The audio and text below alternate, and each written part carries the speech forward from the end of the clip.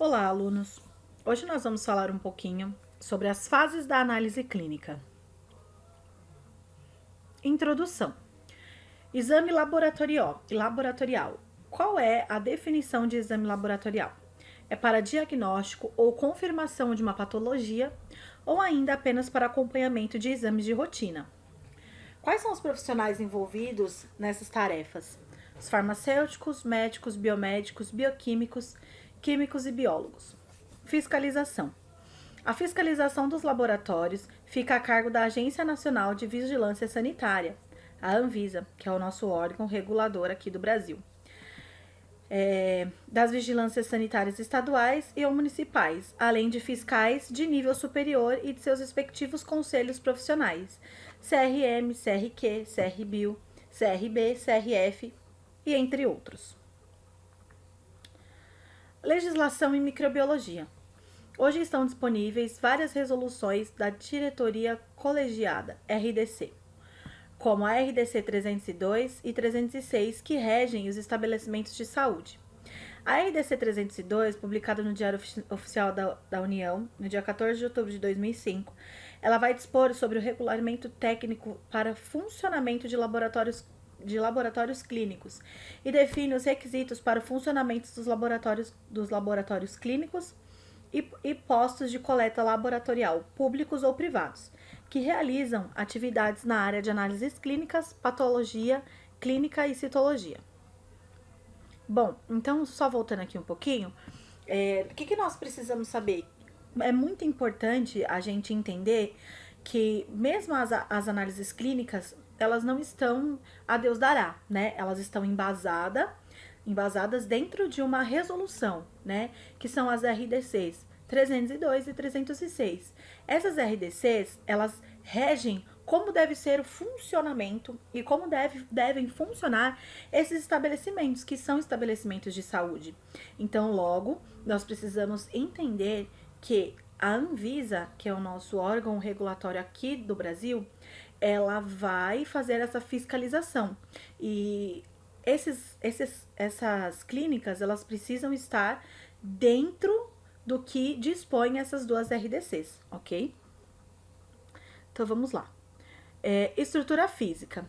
A estrutura física do laboratório deve atender aos requisitos da RDC da Anvisa número 50, publicada pela Agência Nacional de Vigilância Sanitária em 21 de fevereiro de 2002. A RDC 50 dispõe sobre o regulamento técnico para planejamento, programação, elaboração e avaliação de projetos físicos de estabelecimentos assistenciais de saúde. Ou seja, antes da pessoa querer abrir um negócio, né? Falar, eu vou abrir um laboratório de análises clínicas. Ele precisa consultar a RDC 50, que vai dispor lá sobre os regulamentos, o que precisa ter, qual estrutura física o meu local precisa ter, quais normas eu preciso atender para que o meu estabelecimento ele esteja dentro dos critérios de aceitação da Anvisa, para poder funcionar e atender o público, né, e eu esteja amparado ali na lei.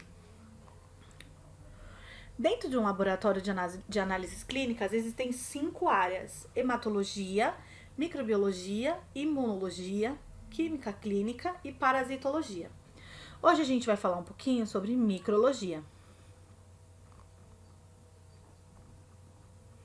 Existem diversos fatores que podem interagir com o resultado do exame, resultando em um falso negativo ou um falso positivo. Bom, aqui a gente colocou alguns fatores que podem intervir aí nesses falsos resultados, né? Medicamentos utilizados pelo paciente, transporte do material, reagentes, resposta metabólica individual, centrifugação, calibração e manutenção dos equipamentos, jejum, metrologia, erros de digitação. Todos esses conceitos, gente, eles podem interferir diretamente num resultado falso positivo ou falso negativo. Bem, então a gente precisa, quando a gente vai fazer um exame, é necessário que nós estejamos dentro de todos os critérios, né, dentro de todo o critério do preparo daquele exame que nós vamos fazer. Por isso que é necessário que os laboratórios enviem para o paciente o modo de preparo desse exame, o que ele precisa fazer antes de fazer a coleta desse exame. Precisa de jejum? Não precisa? Porque se ele for fazer um exame que vá fazer, por exemplo, a taxa de glicemia, ele precisa ser um exame em jejum e a pessoa vai sem estar de jejum, pode ser que ela tenha um resultado falso negativo ou falso positivo. Como assim? Se a pessoa ela não tem diabetes, pode ser que o exame dela dê uma alteração lá na glicemia e ele possa vir ter uma confirmação de diabetes que ela não tenha por conta da falta do jejum, né? Então, todos esses critérios que vocês estão vendo aqui, todos esses critérios, eles vão impactar diretamente no resultado do exame, tanto para falso positivo, quanto para falso negativo. Lembrando que quando eu falo de falso positivo, é quando o meu exame ele vai dar positivo para algo que eu não tenho. Ou ele vai dar negativo para algo que eu tenho, né? Então, por exemplo, eu tenho uma infecção urinária, mas meu exame deu negativo. Então é um falso negativo, porque eu estou com a doença. Mas por que ele deu falso negativo? Então a gente precisa verificar quais foram os métodos utilizados e se eles foram utilizados corretamente. Então a gente vai ver mais um pouquinho pra frente isso. Bom, as etapas para a realização dos exames laboratorial. Primeiro, a gente tem a fase pré-clínica, pré-analítica. Depois, a fase analítica e, por fim, a fase pós-analítica. Vamos ver um pouquinho. Bom, aqui nós temos um estudo comparativo dos índices de erros por etapas do processo. Aqui foram alguns autores que fizeram, né? Aqui estão os nomes dos autores que fizeram esses estudos e as fases. Bom, na fase pré-analítica, a gente vê que é a maioria dos erros, né? Os erros de processo, né? Então, 57% dos erros nos exames acontecem na fase pré-analítica, 19% na fase analítica e 17% na fase pós-analítica. Vamos ver o que são cada fase, né? Vamos lá. Bom, na fase pré-analítica, a solicitação do médico, a preparação do paciente, a amostra, o transporte e a preparação do exame, né? Vamos dizer assim. Então, a gente viu aqui que 57% desses erros estão relacionados à fase pré-analítica. Então, gente, o que é preciso a gente entender aqui? A gente precisa saber se o profissional que está fazendo a captação dos dados daquele paciente, ele está capacitado, né? Então, ele sabe ler a solicitação do médico, aquilo que o médico está solicitando está correto, ele conseguiu ler de forma correta, né? Está claro para ele, ou ele teve dúvida, mas não perguntou e falou, eu acho que é isso, então eu vou mandar para frente, né? A preparação do paciente. O paciente foi bem orientado a como fazer aquele exame, né? Foi descrito para o paciente o que ele precisa de fato fazer antes da coleta desse exame ou durante, né? A amostra. Essa amostra, ela foi bem cuidada, né? Se foi uma amostra de coleta de sangue, esse sangue teve um cuidado com essa amostra para esse sangue não coagular.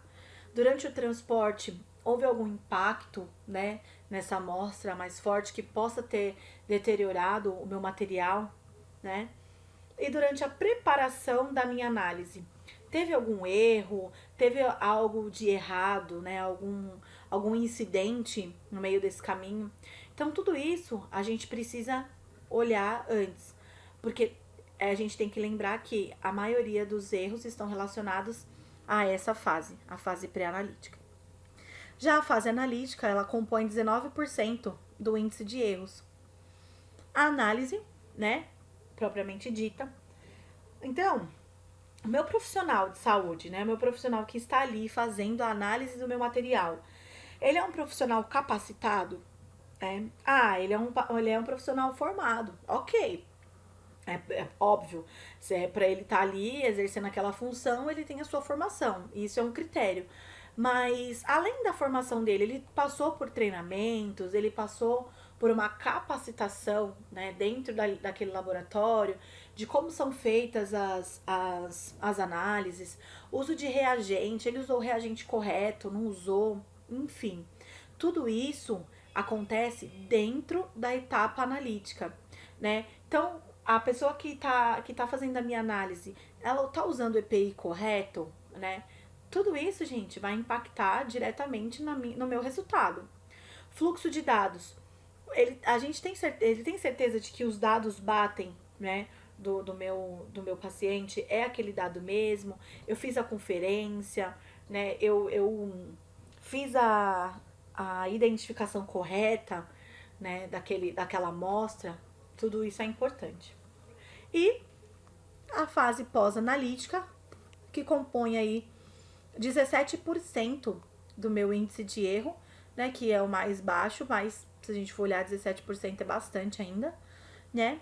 Que são essa fase pós-analítica? É o laudo, a impressão e a transmissão do laudo, recebimento do laudo e a tomada de decisão. Bom, o laudo, quem vai fazer a leitura, quem vai fazer o processamento desse laudo é o médico, é o biomédico, o farmacêutico que está ali capacitado para fazer a leitura dos dados, né? E aí entra nisso daqui, né? Ele vai fazer essa emissão desse laudo, ele vai passar os dados da leitura do exame, da análise que ele está fazendo para o papel, né? Então, o que ele viu lá durante a análise? Ou isso que ele viu, ele vai passar para o laudo, para o paciente, né? E aí depois vai virar a impressão e a transmissão desse laudo, né, para quem? Para o paciente. O recebimento e a tomada de decisão. Aonde que estão os erros aqui?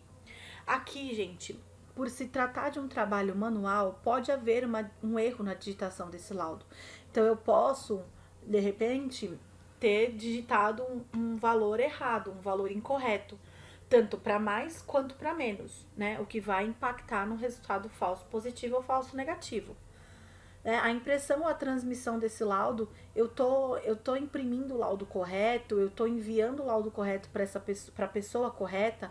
De fato, essa pessoa que está recebendo meu laudo é realmente meu paciente, ele tem a ver com aquilo. Eu fiz essa conferência antes, sabe quando você vai naqueles laboratórios que a entrega de exame tem uma fila enorme? É sempre interessante você fazer a conferência dos dados, porque uma vez que ele entregar o seu laudo, você vai olhar, meu nome, vai embora. Você não se dá conta. Quando você vê, depois que você já teve um transtorno terrível, você vai ver que o laudo não era seu, que aquele resultado de exame não era seu, né? Por exemplo, tem muita gente com o mesmo sobrenome, né? Maria Aparecida da Silva, por exemplo. Quantas Marias Aparecidas da Silva nós temos? Então, olhar sempre o número do RG, verificar se todos os dados estão corretos. Você vai ajudar para que esse problema não, não se prolongue, né? Vamos dizer assim. E a tomada de decisão, né? Tomada de decisão do médico que vai receber esse laudo. Ele tomou a decisão correta? Se ele olhou e falou assim, mas tem um resultado aqui que tá acima ou está abaixo. Então eu vou pedir para você repetir esse exame em outro laboratório, né? Então você não vai fazer esse exame no mesmo laboratório que você fez, vamos procurar outro. Ou simplesmente ele vai partir para ação, ele vai começar a te tratar sem ter a certeza, né? Sem fazer um duplo cheque, vamos dizer assim. Ele não vai te pedir um novo exame, né? Então, tudo isso, gente, pode acarretar em erro aí. Bom, aí aqui a gente vai falar um pouquinho de amostra de coleta, né? O pré-analítico. E aqui a gente citou um exemplo de cultura de secreção vaginal, né? Então, como que deve ser feito? Né? Não realizar a higiene íntima, né? Que é a lavagem vaginal de 8 a 12 horas antes da coleta. Não usar medicamento vaginais de no mínimo 3 dias antes da coleta. Não manter relação sexual no dia anterior da coleta. Compareça ao laboratório para a coleta do exame, preferencialmente no período da manhã. E a coleta não pode ser realizada no período menstrual. Todos esses cuidados aqui a pessoa deve ter quando vai fazer, por exemplo, um Papa Nicolau, ou quando vai fazer algum exame vaginal que, sei lá, que tem algum problema vaginal que vai fazer alguma cultura de secreção, então esses devem ser os cuidados. Como coletar a urina, né, de forma correta? Bom, não sendo possível coletar a primeira urina da manhã, o paciente deve permanecer pelo menos 3 horas sem urinar antes da coleta. No caso de incontinência urinária ou cistite, nas quais é possível aguardar 3 horas sem urinar, não é possível aguardar 3 horas sem urinar, a urina deve ser coletada com volume mínimo de 10 ml. E o laboratório deve ser informado do intervalo que o paciente ficou sem urinar. A amostra, quando não for entregue imediatamente ao laboratório, deve ser mantida em geladeira entre 4 a 10 graus e entregue em até 24 horas após a coleta. Após 24 horas, a amostra não será mais aceita.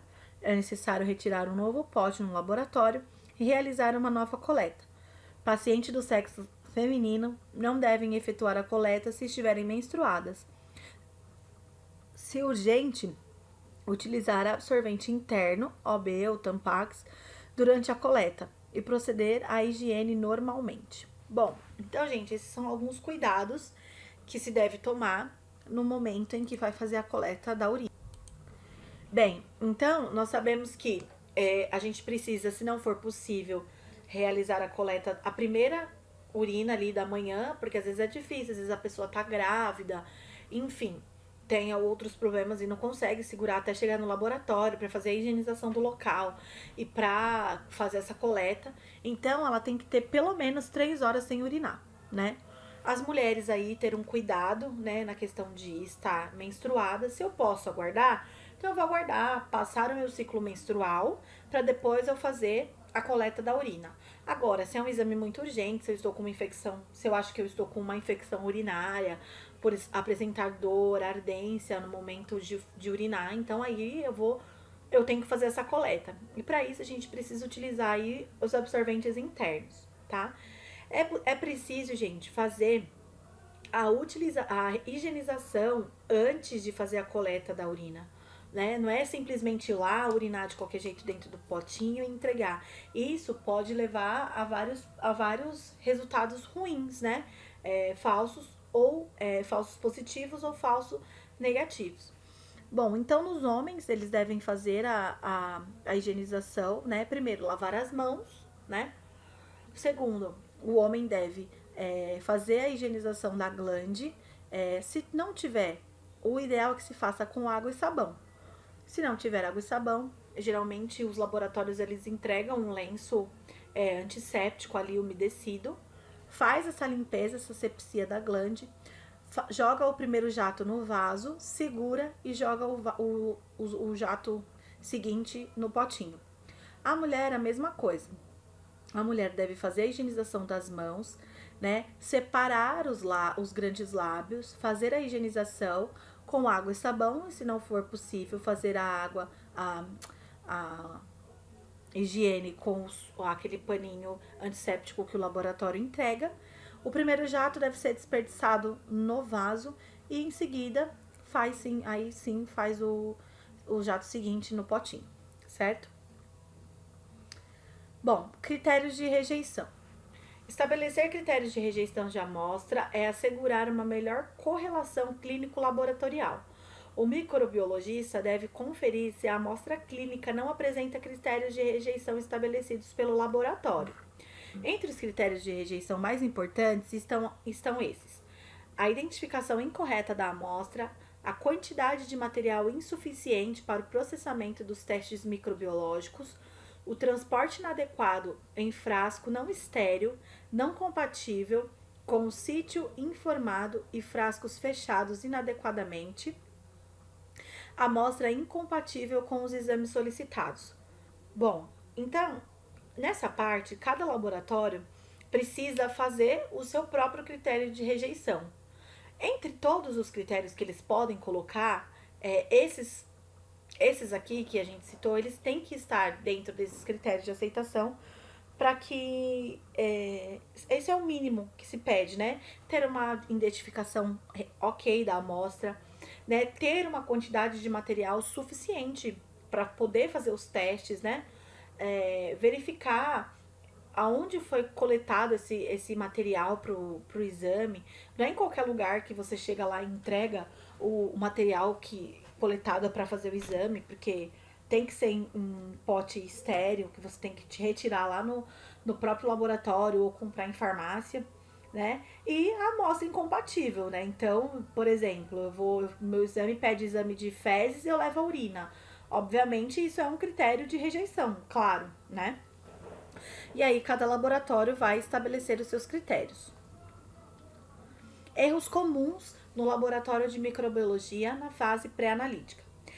Receber amostras de biópsia em solução de formalina, receber amostras em frascos não estéreis, amostras cuja identificação não corresponde ao pedido médico, amostras sem identificação do sítio ou do teste solicitado, um único SWAB para o processamento de diversos testes microbiológicos.